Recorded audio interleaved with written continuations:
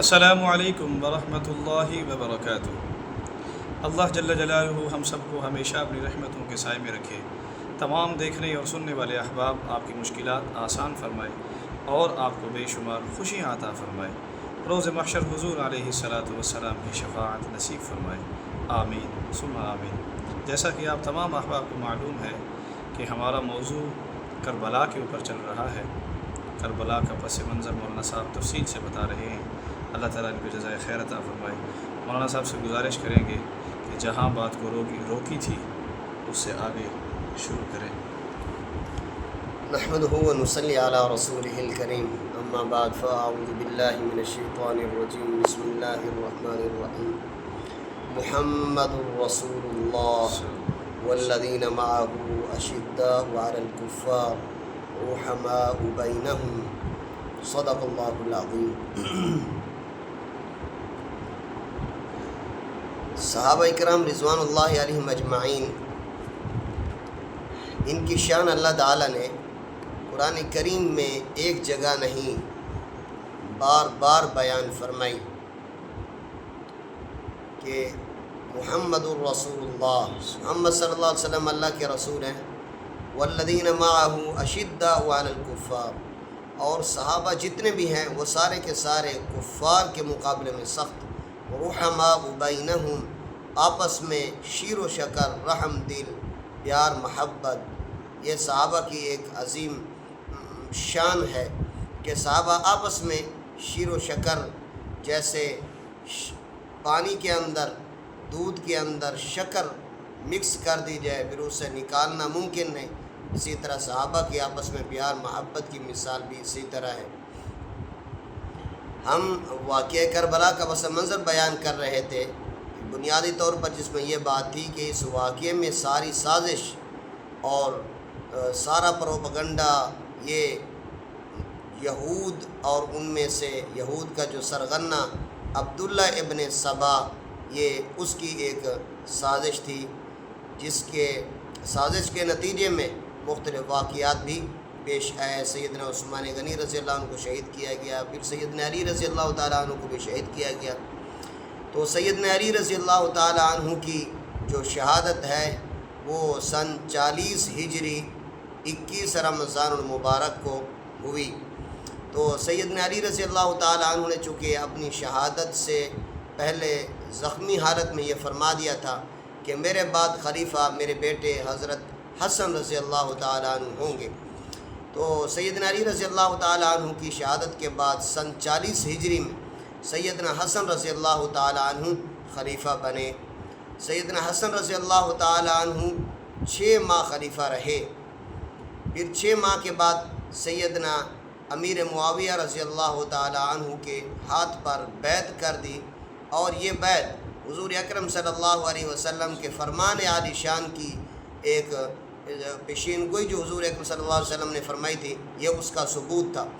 آپ صلی اللہ علیہ وسلم نے ایک مرتبہ سیدنا حسن رضی اللہ عنہ کے بارے میں فرمایا تھا کہ ان بنی ھذا سید، میرا یہ بیٹا سردار ہے، اللہ تعالیٰ ایک زمانہ ضرور آئے گا مسلمانوں کی دو عظیم جماعتوں کے درمیان ان کو صلح کا سبب اور ذریعہ بنائیں گے۔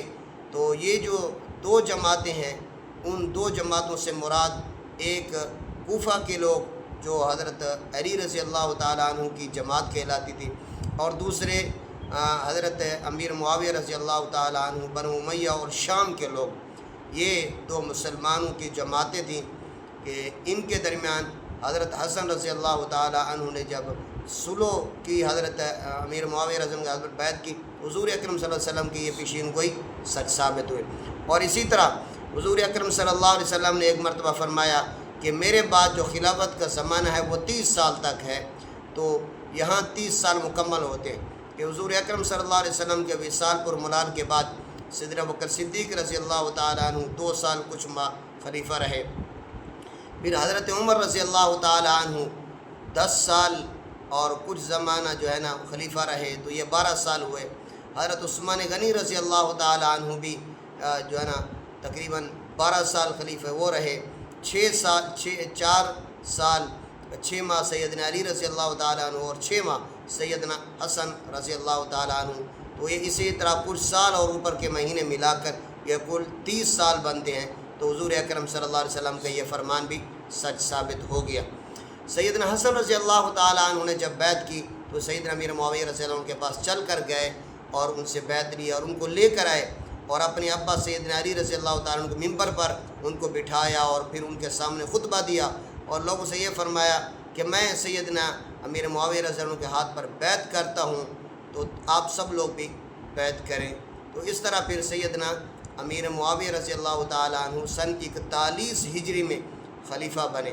سن 41 ہجری سے لے کر سن 60 ہجری تک 19 سال کا زمانہ سیدنا امیر معاویہ رضی اللہ تعالیٰ عنہ کا خلافت کا زمانہ رہا، اور یہ خلافت کا زمانہ ایسا شاندار تھا کہ کفر کی کمر توڑ کر رکھ دی سیدنا امیر معاویہ رضی اللہ عنہ۔ اس کی وجہ یہ تھی کہ یہ جتنا سازشی ٹولے تھے یہ سازشیں کرتے تھے، سیدنا امیر معاویہ رضی اللہ تعالیٰ عنہ ان کے سرکوبی کے لیے جو ہے نا ہر وقت تیار رہتے تھے۔ اور سیدنا امیر معاویہ رضی اللہ تعالیٰ عنہ حلیم اور بردبار ان کے اوصاف میں سے ہے، اور یہ کاتب وحی بھی ہیں۔ حضور اکرم صلی اللہ علیہ وسلم نے بہت ساری دعائیں دی سیدنا امیر معاویہ رضی اللہ تعالیٰ عنہ کو، اور یہ مدبر انسان تھے، سیاست ان کو اللہ نے عطا فرمائی، بڑی تدبیر یہ کرتے تھے۔ اتنی اللہ نے ان کو تدبیر عطا فرمائی کہ 19 سال کے زمانے میں 64,65,000 مربع میل تک اسلام کا جھنڈا لہرا، اور یہ اس زمانے میں آدھی دنیا سے بھی زیادہ اسلام پھیل چکا تھا سیدنا امیر معاویہ رضی اللہ تعالیٰ عنہ۔ تو یہ سیدنا امیر معاویہ رضی اللہ تعالیٰ عنہ سے اللہ نے اتنی بڑی خدمت کا کام لینا تھا۔ اور دوسری یہ ہے کہ پھر سیدنا امیر معاویہ رضی اللہ تعالیٰ عنہ کی کئی شانیں ہیں۔ سب سے بڑی شان تو یہ ہے کہ یہ صحابی رسول ہے، پھر کاتب وحی ہیں، پھر حضور اکرم صلی اللہ علیہ وسلم کے برادر نسبتی ہیں، حضور صلی اللہ علیہ وسلم کے صالح ہیں اور امت کے ماموں ہیں۔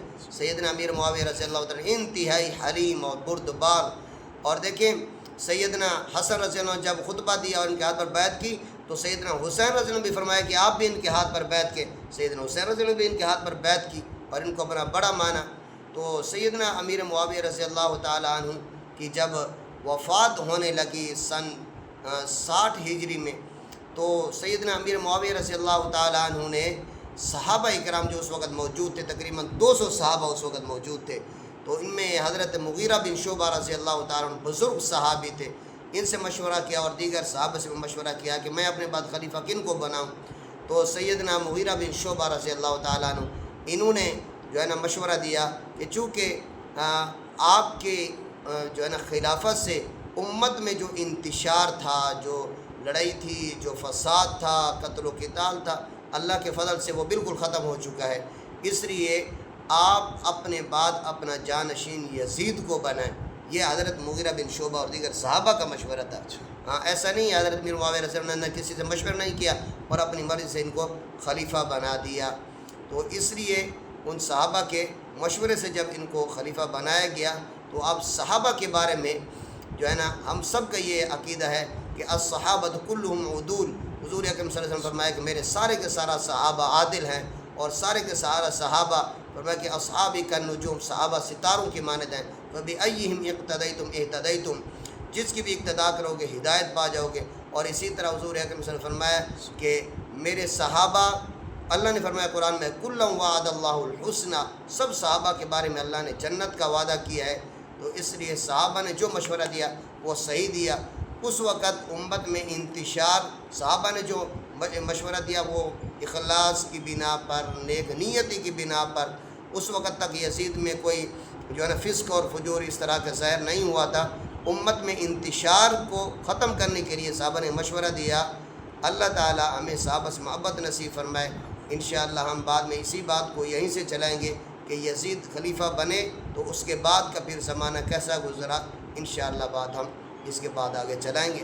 اللہ تعالی ہمیں سب صحابہ سے کامل محبت اور ان کی اتباع نصیب فرمائے، اور دشمنان صحابہ سے اللہ ہمیں ویسے جو ہے نا رویہ اختیار کرنے کی توفیق نصیب فرمائے جیسا کہ اللہ نے قرآن میں فرمایا۔ وآخر دعوانا الحمدللہ رب العالمین۔ آمین آمین۔ ماشاء اللہ مولانا، اللہ تعالیٰ آپ کو جزائے خیر عطا فرمائے۔ آپ ہمارے ساتھ جڑے رہیے، انشاءاللہ ملتے ہیں اگلی ویڈیو میں۔ یزید کا قصہ مکمل سنیں گے حضرت جی سے۔